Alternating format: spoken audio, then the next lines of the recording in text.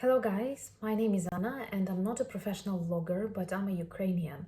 And I believe YouTube and the world needs to know more about situation in Ukraine during our terrifying war with Russia.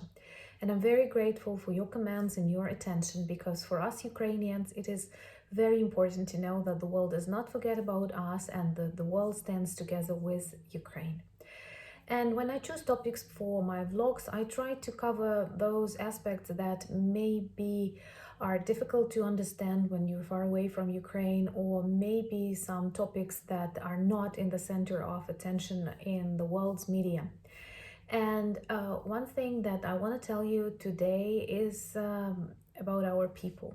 One of the reasons why I am totally confident we will win this war is our people, citizens, average people, not only those who are military soldiers, but you cannot say everyday people, but ordinary people. And during the war, it is extremely important to stay strong, morally strong. And there are lots of things happening daily with our families, with our friends, with our institutions, with our beautiful cities. And but we cannot start crying right now. We have to win, and then we will have enough time to cry and to think over. But right now we have to be strong, and there are lots of news and lots of messages that help us stay strong.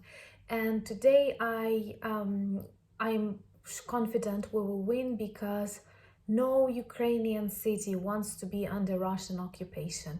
And when we look at those cities in the east or in the south of Ukraine, like Kherson, like Kharkiv, right, like Mariupol, we see lots of very, very brave people who stop tanks with their hands, bare hands, who go out on the streets of the cities that have Russian troops, that have Russian militia or whatever they call it, and they are not afraid to go out with our flags. They are not afraid to argue with them. Sometimes they even get killed in these confrontations, but sometimes Russian soldiers back off because maybe a small percentage of them realize they are doing something totally wrong. Actually, they are ruining their lives by doing such crimes on the territory of a peaceful and independent country.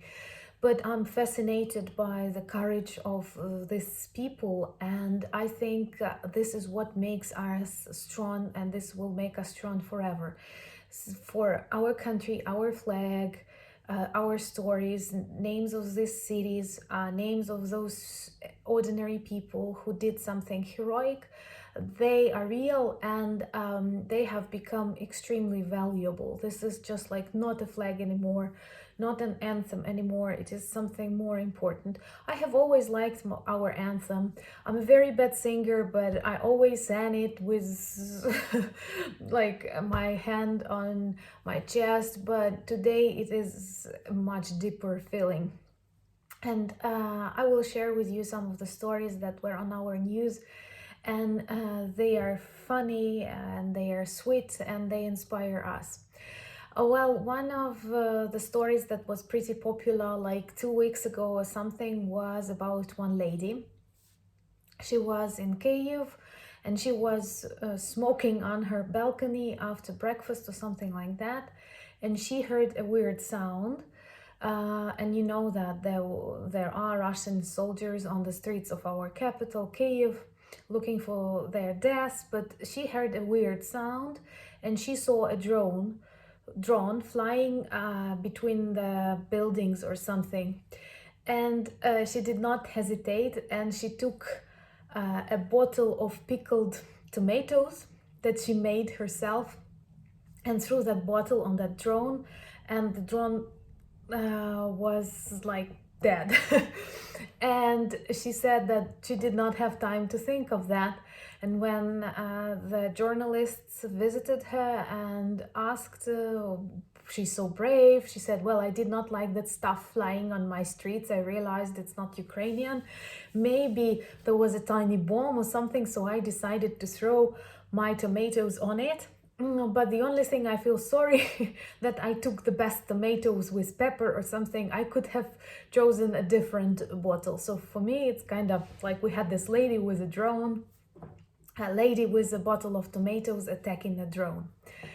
Another thing that happened approximately a week ago, there was a story about a lady, again an older lady somewhere in the village of Kherson, and she had Russian soldiers who came into her house and she gave them some tea to drink, but she added laxative to their tea. And when they went to the toilet, and the toilet was outside the house, so she put that toilet on fire. And it was like funny because the lady was pretty old, but still fighting for this independence of Ukraine.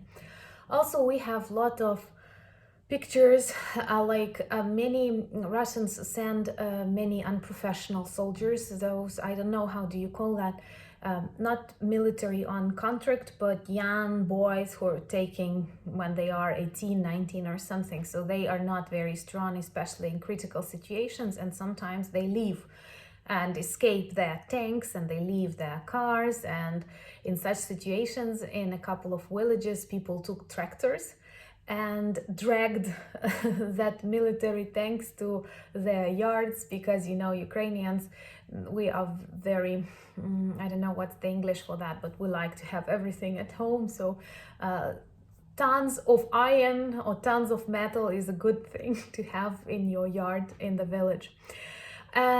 Also, and it's a serious problem and it may deserve a separate blog, what Russians do here, it is not only crimes against humanity, like killing children, women, destroying hospitals and schools, but they also make lots of minor crimes that demonstrate their people in a very primitive manner. For example, they visit the houses that are left, and they like walking down the apartments and steal everything. Like they look for iPhones, iPads.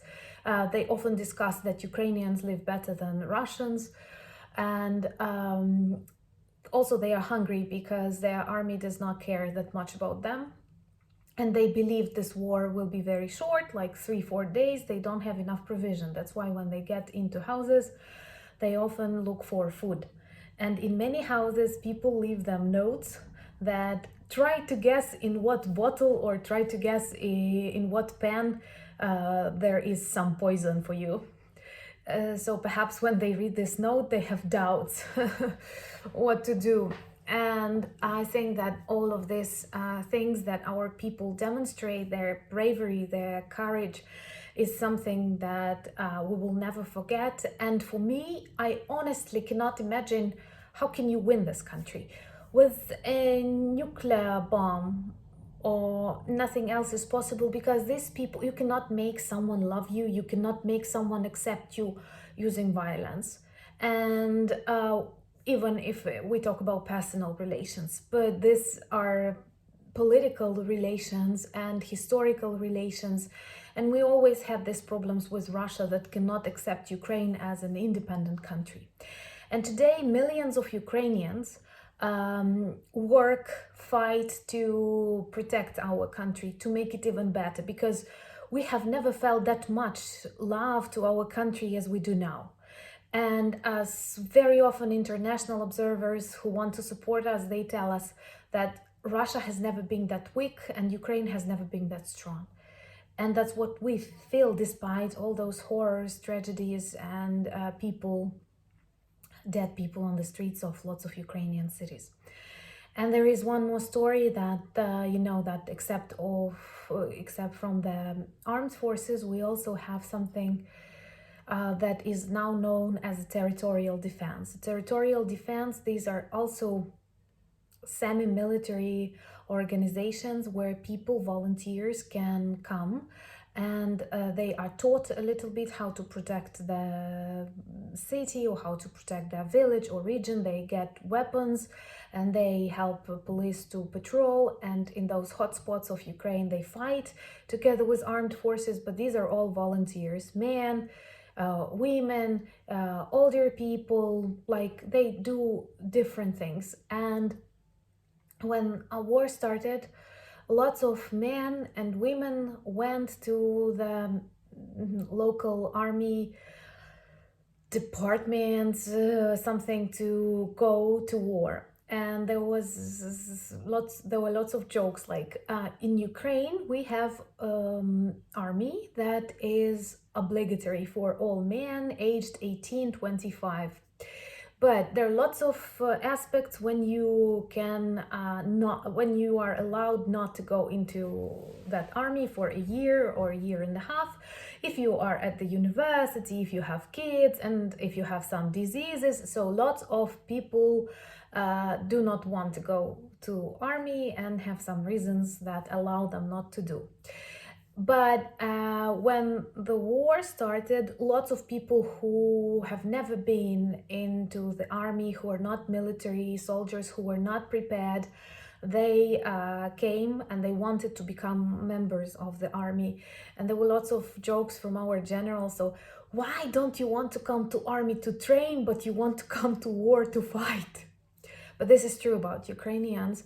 We definitely love our country, and we are proud of our people. We love each other because, like, when you face something so horrific, you either fail or you become stronger. And I think something that Putin did not expect to happen.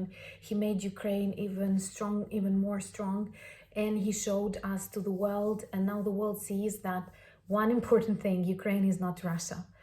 And that Ukraine will win because we share normal democratic values and we love our country. And it's a pity that we have to demonstrate it that way, but this is our war for independence, and we will definitely win this war. Thank you very much for your attention.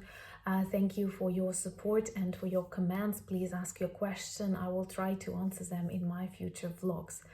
Thank you once again. Slava Ukraini!